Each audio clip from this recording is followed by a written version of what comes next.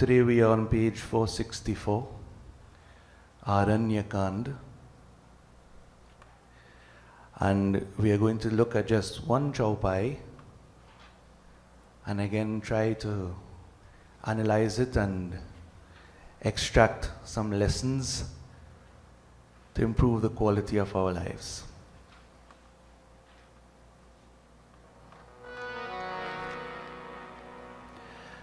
As we normally do, we will sing the chaupai together. Then we will look at the translation and then dig a little deeper into the meaning.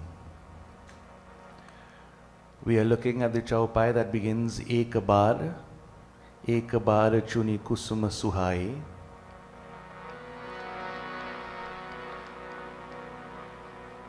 Okay?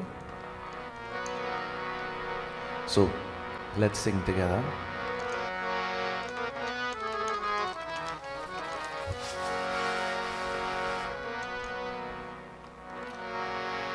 एक बार चुनी कुसुम सुहाए,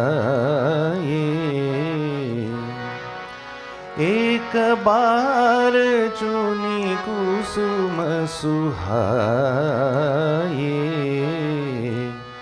निज कर भूषण राम बनाए, निज कर भूषण राम बनाए, सीता ही पहिराए, सीता ही पहिराए प्रभु सादर, सीता ही पहिराए प्रभु सादर, बैठे फटिक, बैठे फटिक शिला पर सुंदर, बैठे फटिक शिला पर सुंदर, जय राम श्री राम जय जय राम, जय राम श्री राम जय जय राम, श्री राम जय जय Ram,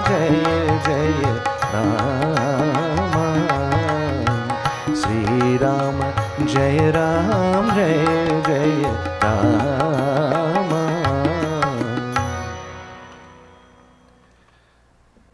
This chaupai refers to a very simple action of Prabhu Sri Ram that we need to analyze. So, as the translation goes, one day Sri Ram plucked some lovely flowers and with his own hands wove them together into ornaments of several kinds, meaning, little malas like we normally do, little decorative items, with which he reverently decked Sita Devi as he proceeded to sit on a beautiful crystal rock. So here we have this simple action of Prabhu Sri Ram, where for his wife, Sita Devi, he plucked some flowers, created some nice things. He used what he had there in the forest to give her something quite beautiful. And it illustrates the wonderful relationship here between both Sri Ram and Sita Devi. Now, what can we take from this? In society today, as you can see, problems between people abound.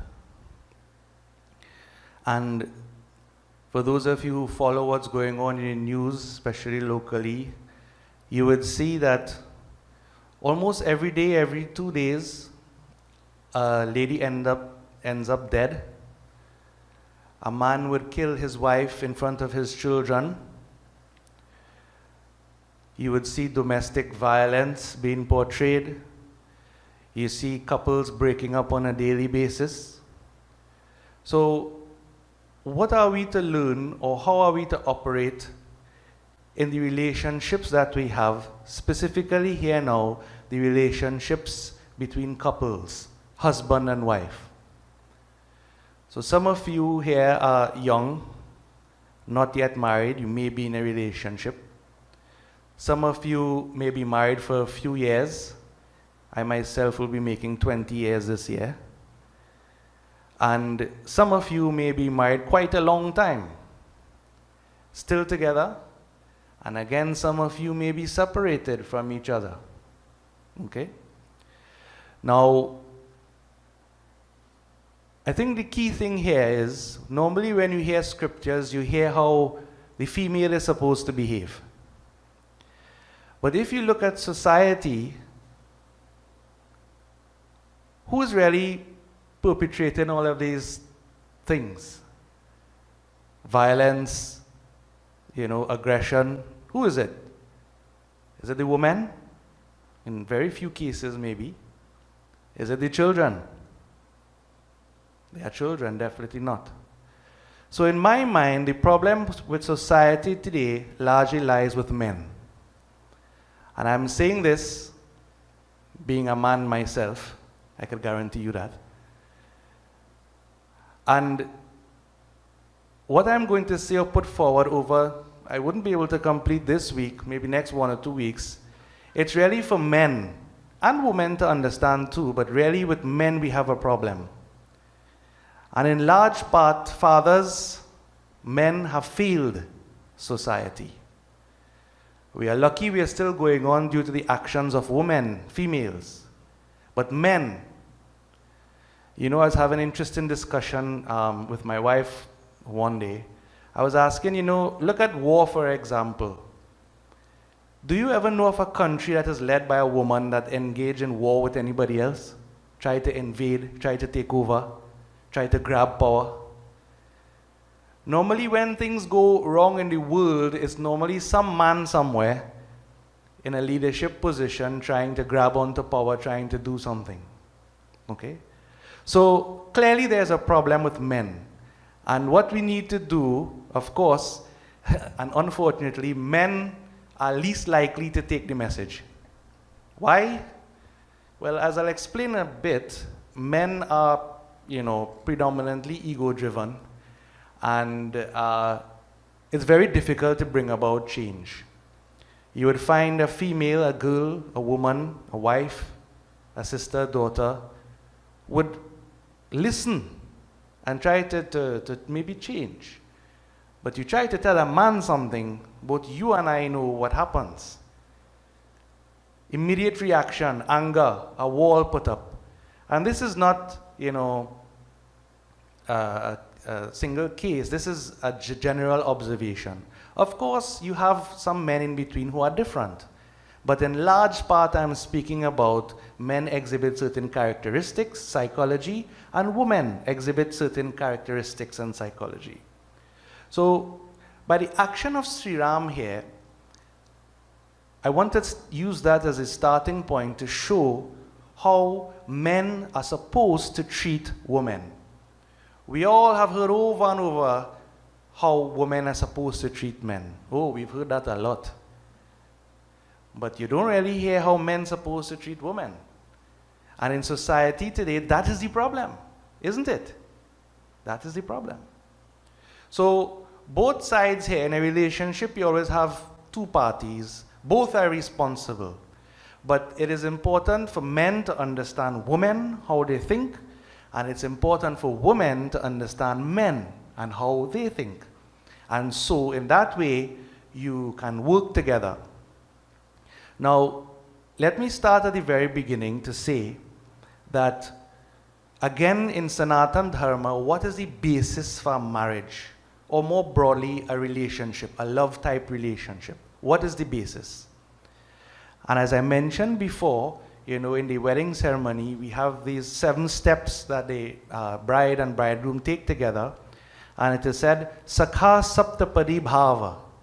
It means that with these 7 steps, you have become my Sakha, friend. Okay?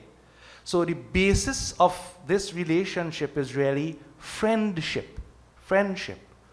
So you have to ask yourself, is my partner my true friend? That's the first thing. Another example is in the Mahabharata, for example. Yudhishthir was asked, who is the friend of a householder? And the answer is, the friend of a householder is his spouse or her spouse. Okay? So the relationships are based on one, friendship. And taking things a step further, the basic principle in Sanatana Dharma is Ahimsa. So we all say Ahimsa, yes. And you probably think is you don't want to go on the road and fight anybody. That is not Ahimsa per se. Ahimsa means not causing pain willfully to anybody, but more so not causing pain to those immediately around you. Because if relationships are based on friendship, and we all believe in Ahimsa, then how come then we have so much verbal abuse, emotional abuse, physical abuse, and sexual abuse? How come? So in my mind, it makes no sense, you sit down and you pray to Sri Ram and this and that, but you live in all how. You don't understand your own actions, what are you doing, what you're really doing, right? So here we're going to look at now, what is the foundation for a good relationship? So there's a rule in education. You don't start off telling people what's bad. You say what's good, right? And then as I move on, maybe next time, I will deal with the specific psychology of abuse, domestic violence, and how to deal with it. Because in general, most people, to be honest with you, don't know what they're doing. And so we will use, scriptures, but also research and put everything together to have a nice framework, how we should really deal with abuse. And in most cases, it's against women and children. Okay? All right. So we start at this point. Someone asked me recently, do I have to get married? That's a good question. Do you? Do you have to get married? Now, all of this business about soulmates, this, that, and the other, all those things, that's not Sanatana Dharma. Basically, from the view of Sanatana Dharma, you are complete and perfect as you are. Okay? So let me make that point. Now, and I'll also make it clear that this is my view. Anybody you speak to will have their own views, and you have your relationships, with your teacher, your guru, whatever. That is fine. This is just my view, because it makes sense to me. Everybody is fine on their own. You choose to enter into a relationship based on your own desires. If you feel that the world depends on you to have a family and children, well, you could feel that, but you'll know that the world doesn't depend on anybody or anything. It will continue chugging on. So, really and truly, you get into a relationship because of your own human need for companionship, that desire that you want. Not so? If you were to ask yourself, those of you who are married, why did you get married? Why? And in that state of love, you don't really have a logical answer, do you? You wanted to. You wanted to be with this person, and so you go. Okay? Now, my view is currently, and remember I'm dealing with current situation, it is always better to be by yourself than to enter into a really bad relationship. That is my view. Okay? So the thing is that we don't know really this person we are getting involved with until we start to live with them. So there are many cases where people fall in love, they get married. Marriage is good for the first 2 years. But then you have the first incident where, something happens, the man gets angry, and then you have an incident of domestic violence. Right? So you hit your partner, or you verbally abuse your partner. You blame your partner. Okay? So the question is, we're not really sure, and unfortunately I don't have a definitive answer for you. If you believe in karma, again I'm not telling you what to believe, but believing in karma is a useful way to think. But we have this distorted idea of karma where, okay, it's my karma and I just have to deal with it. And as I mentioned before, no. Karma puts you in the situation, but what you do in the situation is your choice. Guru Vashisht said that to Prabhu Sri Ram. It is your choice, your effort. So you do have a choice what to do. Now, if we say the basis of relationships really is love, there are two ways you could deal with love. If you go outside, let me use an example, and you see a beautiful flower. Oh, it's very beautiful, you appreciate it. You can do one of two things. You can either go and clip that flower, put it inside to look nice. So you take it from its environment, you put it there to make yourself happy. The alternative action is to look at the flower in its environment, appreciate its beauty, but in a sense, leave it on its own. It is a flower. So you just look at it, you know. And I mean, at a certain point, you could even look, all of these things we take and offer to God, even flowers that we pick. You know, in my view, after a while, we're picking all these things from its natural environment as human beings, putting it for God. And I mean, yes, that is good. But if you look at the flower as it is in its natural environment, isn't that the most beautiful? What we are doing is plucking it from where it is and putting it somewhere else. That's our own ego, isn't it? So what's the best offering that we could make? In my mind, the best offering is to leave things as they are, help them grow, support, but don't grab, pull, pluck, break away, take away. Okay? Ahimsa. You're not causing pain or injury to anything, to anybody. So, true love then is based on what? Unfortunately, most people enter relationships based on selfishness. Okay? Right, Andy Sandy? So you got married, why? You don't have to answer.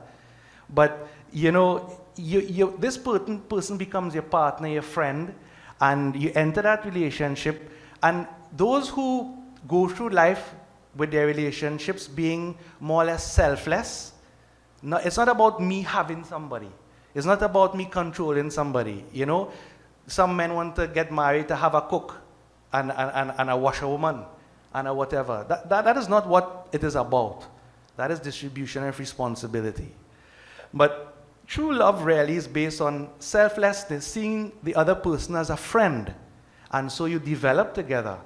And this is the key to long-lasting relationships. And by long-lasting relationships, you can have a long-lasting relationships, but that doesn't mean the relationship is good, you know. People might stay together, but we're talking about good relationships, beneficial to both parties. Now, we address the question of what people want in a partner.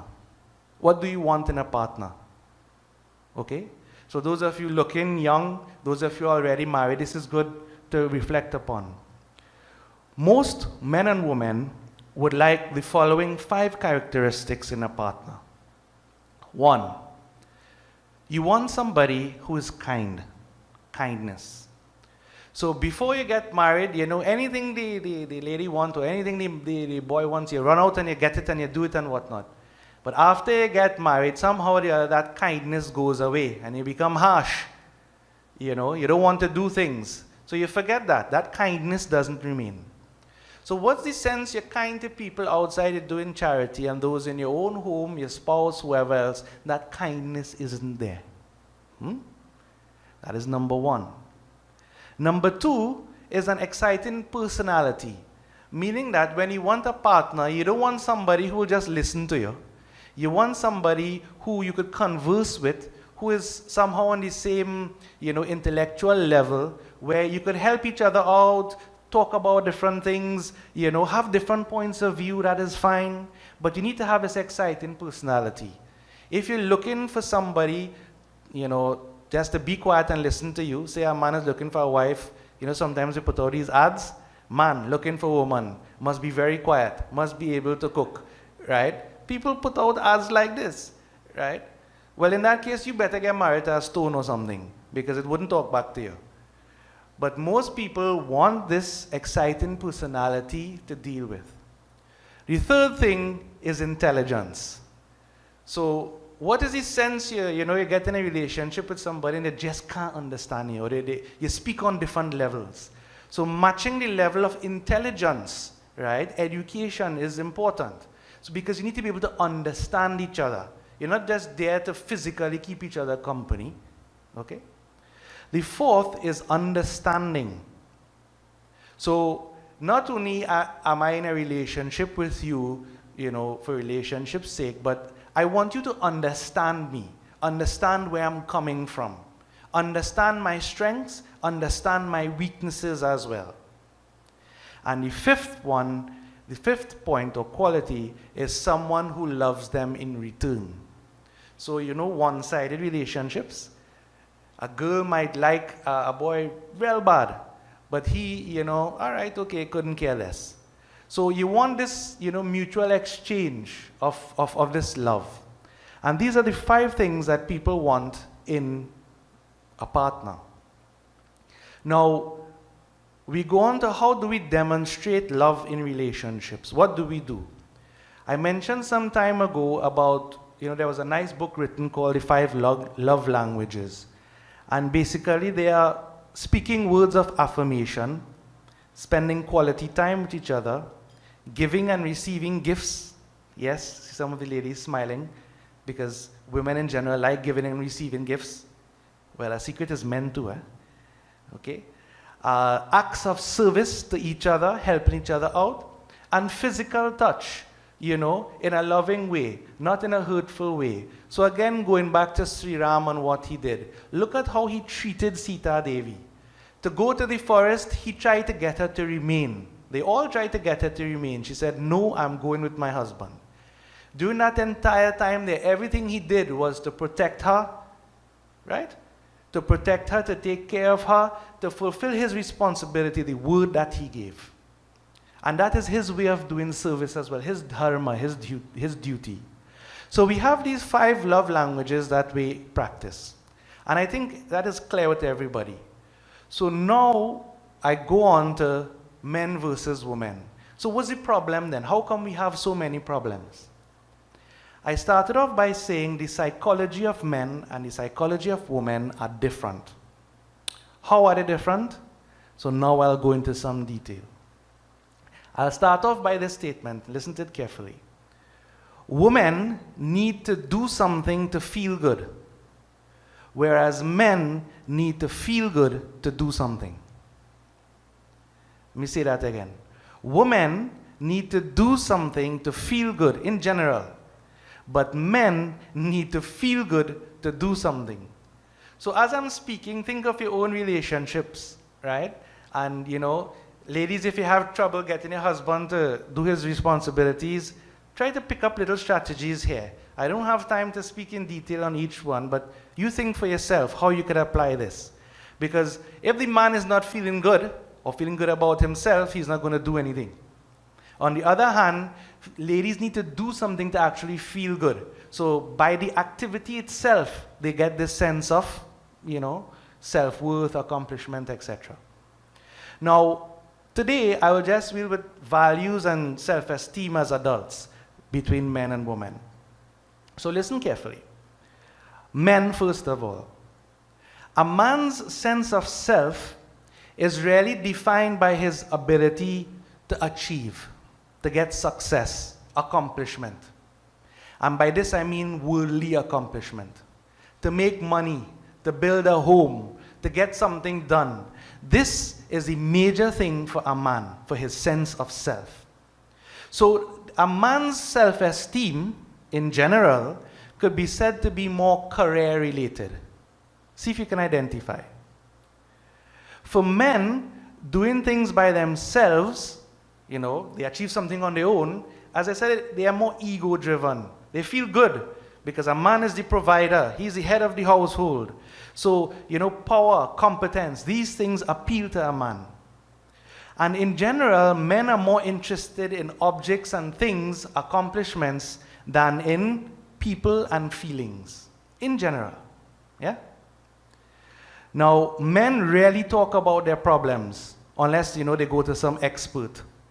Because a man doesn't like to ask anybody for help in general because he feels it is a sign of weakness. A man must be able to know. So ladies, listen carefully. This is how a man thinks in general. He doesn't like to ask for help. And when you volunteer help, he doesn't like it either. So you better hold on till he asks for it. Okay? Now, men are more aggressive than women, more combative, more territorial. So you say something and a man will immediately get angry, fight for his territory, want to put up walls. This is by nature. This is how a man behaves. And what will devastate a man? Financial setbacks, failure, job loss. Look at what's going on in society right now. People losing jobs all over. Men can't provide for their families. Clearly, there's a huge mental health fallout from this. Because men all around are feeling devastated. So either a man will take it out on somebody, or he takes it out on himself. Okay? But men in general can't deal with this. It becomes very, very difficult for them. So men hate to ask for information, for help, because it shows they're a failure. So imagine you being a man. Some of you men imagine you being a man. And these things are going through you, but you feel you can't talk to anybody about it. You can't talk to your wife even about it. Why? Because she will perceive you as being a failure. So this is how men now become locked up within themselves. And at some point, when you put pressure inside a vessel, it is going to explode. Okay? Now let's look at women. What do women value? In contrast to men, in stark contrast to men, women value love, communication, relationships, feelings, beauty. So for women, personal expression is very important. So you like to talk about feelings, you like to dress nicely. These things are important to you. And that is fine. Don't let any man trivialize that for you, because that is how your brain works. Okay? But communication really is important. So as opposed to the man who keeps things inside, ladies like to talk about their feelings. So you see the problem starting to form right there. A woman's sense of self is defined through their feelings and the quality of their relationships. So really the so-called, objects and career and whatnot, yes, important to a degree, but not as important as relationships, their feelings, how people treat them. And for women, offering help is not a sign of weakness, but it is a sign of strength. It is a sign of caring, to give support. So a man doesn't want help unless he asks for it, but a lady now wants to offer help. Always. Let's talk about it. Let's talk about how you feel. So you see a problem arising right there. Women are very concerned in general about their own physical, looks, attractiveness, about getting older, again, which is understandable. And when men are preoccupied with work, money, career, women interpret it as being rejection. So here we have a setup between men and women where men exhibit this closed kind of psychology, being worldly minded, ego driven, and women being emotionally driven, the need for communication, the need to talk about feelings. And now you could see, if we don't understand each other, why we have so many clashes. A lady would go to her husband and say, tell me what's wrong. Nothing wrong with me. I good. Everything under control. The communication there is broken because they don't understand the needs of each other. On the converse, a lady would come to her husband and say, so-and-so is worrying me. And the man would say, don't worry, I'll fix that. Or let's do so-and-so. And this, in general, is a mistake because most times, ladies are not asking men to fix their problems. They just want you to listen. Isn't that true? Most times, they don't want you to fix anything. They just want you to listen, to understand. So we have this problem here in between. And if it's not well understood, the relationship between men and women, then it could lead to problems. And in the worst case scenarios, this gap, I would call it, between the psychology of men and women leads to things like, domestic violence and whatever else, which I will deal with at another time. That requires a katha by itself. Okay? So, the differences basically, men tend to be more logical, analytical, rational, whereas women are more holistic, integrative about their feelings. And men somehow are more at ease with their own angry feelings than women are. So if a man is angry, he would, keep it inside and try to deal with it in his own way or lash out. Whereas a woman would tend to want to discuss it, talk about it, talk to multiple people, talk about how she's feeling. And that's how she will deal with it. Okay?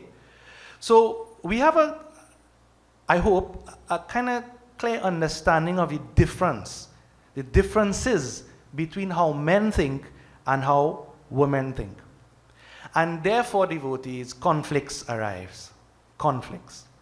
So what's the most frequent complaint that men have on women and women have on men? Do you know? The most frequent.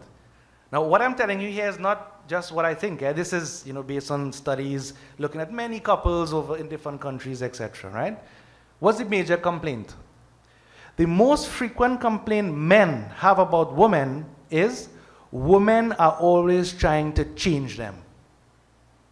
Most frequent complaint. And what's the most frequent complaint women have about men? Men don't listen. Now you can see how it's making sense? I explained the psychology, and now I'm talking about the top complaints between men and women in relationships. Women always trying to change men. Men don't want to change.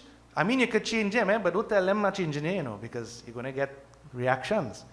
And women find that men just don't listen. So you want to talk about your problems, but the man wants to solve it and this, and he wants to tell you what to do. Women don't want that. I've realized this. I've realized this. So it's some experience talking too, right? So initially a man's reaction is, I will solve everything for you, I'll take care of it, or let me tell you what to do. If you want to just have your spouse or woman totally mentally block you out, tell her, I will tell you what to do. She don't want you to tell her what to do. She wants you to listen and empathize. So, we're getting into the realm of what's known as emotional intelligence here, which, sadly to say, a lot of men don't have. Emotional intelligence means understanding how you are thinking and feeling. And not negating your feelings, but understand what you're going through. Okay? So, the conflicts that arise are due to these main things. So women want empathy, men want to offer solutions. Okay? And what I'm saying is that, this is today I'll just focus on this one major sticking point that we need to address. So men often try to change a woman's mood by offering solutions to the problem, and she interprets this as discounting and invalidating her feelings. So what to do about it? What to do about it? So now that you have some knowledge, again in your relationships, when you have discussions with each other, don't, jump to talk and say anything. The first thing I think both parties need to do is listen. So now you understand, ladies, you understand roughly where men are coming from, and men, you understand roughly where ladies are coming from. And remember, the responsibility is on both of you. Though I feel now men need more work. So what to do? When you have to discuss with each other, first of all, don't get nasty. Remember Ahimsa, remember friendship is the basis of your relationship, whatever may happen.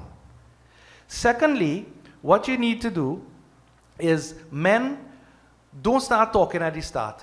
Don't start offering solutions. You stay quiet and listen. Just go yes and keep your mouth closed. It might be difficult for you, but try it. Don't start talking off the bat. You stay quiet and listen. If you do want to say something after, your spouse, the female, offloads and says how she's feeling, then in return, you could ask now, all right, well, do you want me to offer any solutions, or are you okay just talking about it? Just try that. Just try that alone and see if the quality of your relationships would change. And what you can do is, if a female is in a state emotionally, don't offer a solution right away. Give it a few days until she calms down, and then you could discuss solutions together. So I'm not saying don't provide solutions, I'm just saying know when to provide it. Okay? So let me just wrap up here with this one, technique. We know there are problems with relationships everywhere, and everybody needs counseling. Whether you're young, you're in a relationship, you're married, you're older, everybody could improve. The day you feel you know everything is the day you stop learning. Always remember that. And we can all learn. We can all improve. So understand that men and women think differently. They have different psychological needs. As demonstrated by Sri Ram here, express your love in the ways I mentioned, the 5 different ways. But importantly now, when it comes to conflict and how to deal with it, as I said, women want to be listened to first of all, and men should learn to, listen first and then offer solutions. On the other hand, females, ladies, you mustn't try to change men just like that. If you want to change, you could discuss it, but have a discussion. A man will take your constructive criticism if he's receptive to it, but he wouldn't take it if you come at him like that all the time. Don't blame him. Don't blame him, right? You try to talk and discuss and slowly introduce ideas that could help, and with time there would be uptake. But if you come out with guns blazing, well, you're just going to kill people, right? You're just shooting. And that is not what we want. So take this as the first lesson, the first step in understanding the differences between men and women in relationships, the psychology. And as we go along in subsequent weeks, I would address different issues that would be beneficial to everybody in this context. Okay? So at this point here, I would conclude. Bole Sri Raja Ramachandra ki Jai.